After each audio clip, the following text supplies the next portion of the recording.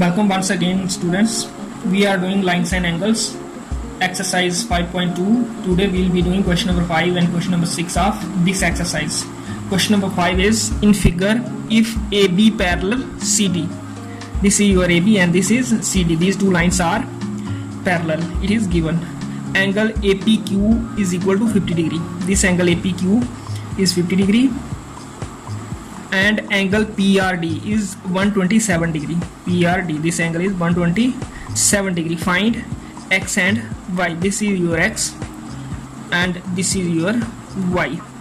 We have to find X and Y. Solution.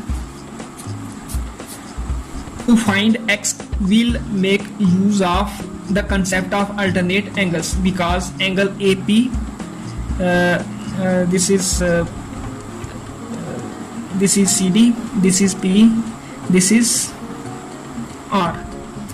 Say this point is S. Angle APS and angle PSR are alternate. Therefore, we have angle APS equal to angle PSR, because these are alternate angles. इसलिए ये इक्वल हैं, क्योंकि alternate angles की property होती है equal. तो जहां ये S, इस पॉइंट का नाम हमने खुद लिखा है APS, ये 50 डिग्री हमें दिख रहा है, equal to angle PSR. PSR हमारा X है, इसलिए हमारा X आ जाएगा 50 डिग्री. इस तरह से हमने X फाइंड करना है, सीधे सीधे ये हमें मिल जाएगा. तो X और 50 डिग्री अल्टरनेट एंगल्स हमें दिख रहे हैं. ABCD पैरेलल गिवन है, तो ये बड़ी आसानी से हम प्रूव कर सकते हैं कि X हमारा 50 डिग्री है. दूसरा हमें फाइंड करना है Y, ये वाला एंगल. तो इसके लिए भी अल्टरनेट एंगल्स का कंसेप्ट यूज करेंगे. नाउ एंगल APR, ये पूरा एंगल APR यहाँ से लेके यहाँ तक is equal to angle PRD. ये भी जेड बन रहा है, तो अल्टरनेट एंगल्स हैं, because these are alternate angles, इसलिए ये इक्वल हैं. Because alternate angles are always equal, so these are equal. Now APR is 50 degree plus angle Y. हम देख सकते हैं कि ये Y एंगल और ये 50 डिग्री एंगल मिलकर बन रहा है angle APR. And PRD, this is 127 degree, which implies Y equal to 127 degree minus 50 degree. Here we kept Y on the left side and we shifted 50 degree to the right side. And when we shift a term from left side to the right side, its sign gets reversed. If it is positive, it gets negative, and if it is negative, it gets positive. Here 50 is positive, so when we write it on the right side, it will be written as minus 50 degree. And the difference of 127 degree and 50 is 7 minus 0, 7. 12 minus 5, again 7. 77 degree is our angle Y. In this way we have to find X and Y. अब question number 6 है, in figure PQ and RS are two mirrors parallel to each other. यहाँ PQ और RS ये दो mirrors हैं, parallel हैं. An incident ray AB strikes the mirror PQ. ये AB रे आई, इंसिडेंट रे, जहाँ पर लाइट का कंसेप्ट भी यूज होगा. फिजिक्स में लाइट चैप्टर अगर आपने पढ़ा होगा तो ही आप ये क्वेश्चन समझ पाओगे अच्छी तरह से. An incident ray AB strikes the mirror PQ. ये AB incident ray PQ mirror को यहाँ B पर स्ट्राइक कर रही है. The reflected ray moves along BC. तो जब ये मिरर है, मिरर पर इंसिडेंट रे स्ट्राइक करेगी तो ये रिफ्लेक्ट होगी. तो एंगल ऑफ इंसिडेंस ये एंगल 1 है हमारा, एंगल ऑफ रिफ्लेक्शन यहाँ एंगल 2 है. तो लॉ ऑफ रिफ्लेक्शन है एक कि angle of incidence is equal to angle of reflection, इसलिए एंगल 1 और एंगल 2 बराबर है. And strikes the mirror R S, ये जो रिफ्लेक्ट होकर गई रे ये आर एस को स्ट्राइक की फिर पॉइंट सी पर, and again reflects back along C D, और फिर ये दोबारा रिफ्लेक्ट होगी अलॉन्ग सी डी, ये रिफ्लेक्ट होगी। Prove that A B parallel C D, A B और सी डी हमें पैरेलल करना है। तो बी पॉइंट पर ये एंगल 1 जो बन रहा है ये एंगल ऑफ इंसिडेंस है, और ये एंगल 2 एंगल ऑफ रिफ्लेक्शन। 1 और 2 बराबर होंगे क्योंकि angle of incidence is equal to angle of reflection. ऐसे ही एंगल 3 और एंगल 4 भी बराबर होंगे क्योंकि इस पॉइंट पर एंगल जो 3 है ये एंगल ऑफ इंसिडेंस है और angle 4 angle of reflection. Solution, we have angle 1 equal to angle 2, इसका नंबर 1 रखेंगे। रीजन इसका because angle of incidence equal to angle of reflection. Angle of incidence को हम आई से डिनोट करते हैं और एंगल ऑफ रिफ्लेक्शन को आर से। Similarly angle 3 is equal to angle 4, तो ये भी यही रीजन है, angle I equal to angle R, angle of incidence is equal to angle of reflection. सबसे पहले हमने ये लिखा कि एंगल 1 और एंगल 2 बराबर है एंगल 3 और angle 4।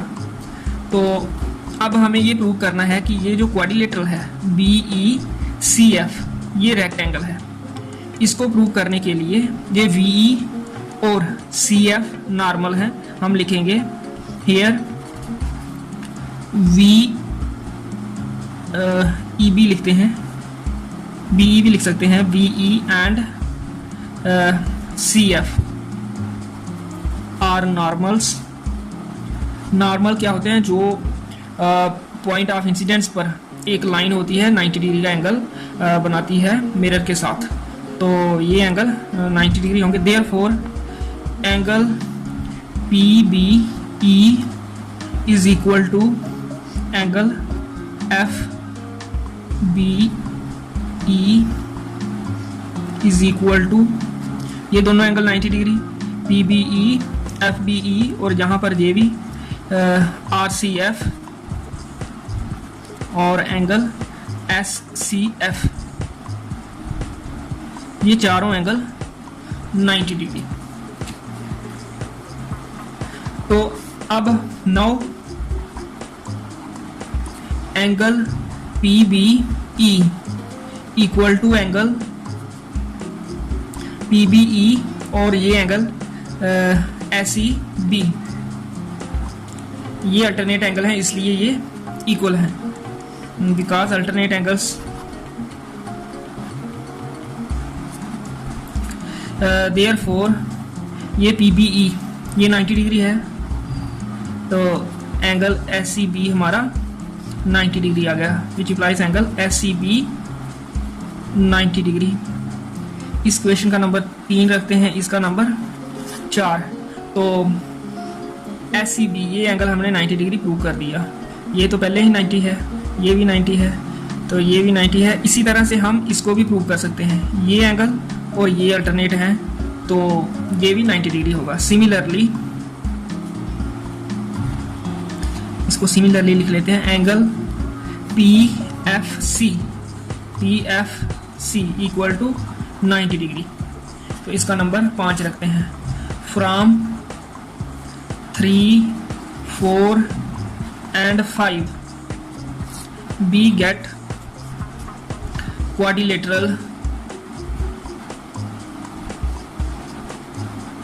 BECF is a rectangle, ये रेक्टेंगल हो जाएगी क्योंकि इसके चारों एंगल्स 90 डिग्री हमने प्रूव कर दिए। इस BECF एंगल बी, तो ये है FBE, ये एंगल 90 डिग्री यहाँ से हो गया, FBE 90 डिग्री। फिर एंगल SEV, ये एंगल ये भी 90 डिग्री हो गया। फिर ये जो C पर एंगल यहाँ होगा SCF ये है, तो RCF ये एंगल 90 डिग्री, और चौथा एंगल ये PFC, ये चारों एंगल इसके 90 डिग्री हो गए, इसलिए ये रेक्टेंगल हो गई। रेक्टेंगल है तो देयरफॉर BE पैरेलल FC, तो ये आ गई हमारी क्वेश्चन नंबर 3।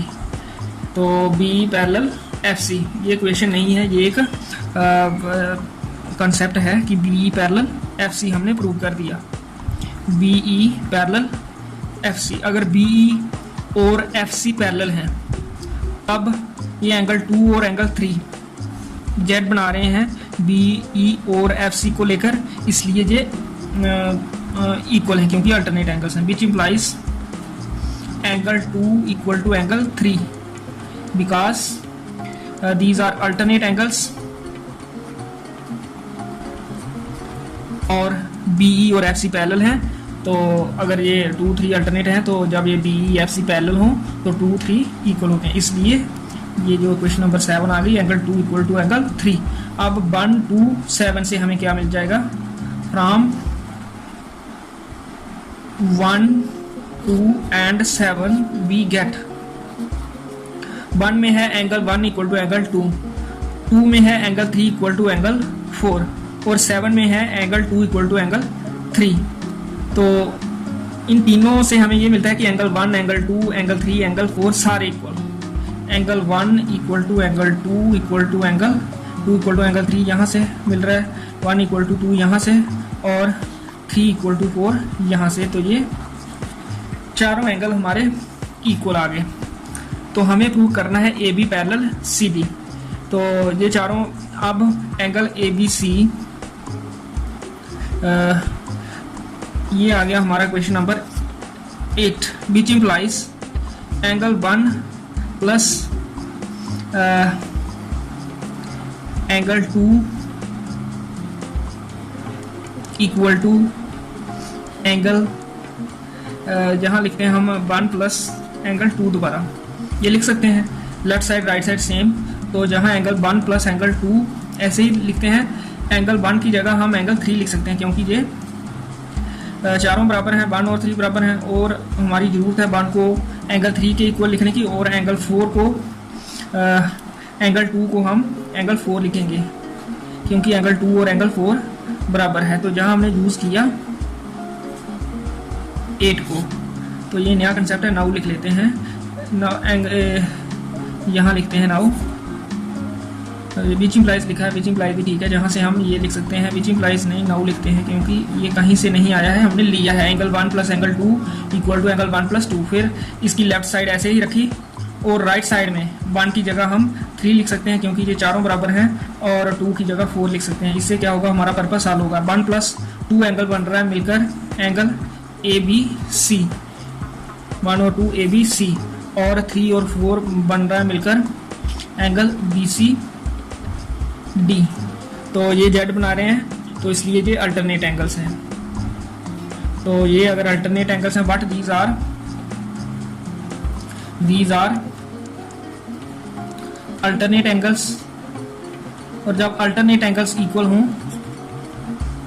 तो तब लाइंस जिनके साथ ये एंगल बन रहे हैं अल्टरनेट वो पैरेलल होती हैं। तो विच इम्प्लाइज ए बी और सी डी पैरेलल, बी और सी डी पैरेलल, यही हमें प्रूव करना है। A B parallel C D, hence proved. A B और सी डी पैरेलल प्रूव करने के लिए हमें ये एंगल ए बी सी और एंगल बी सी डी ये इक्वल करने हैं।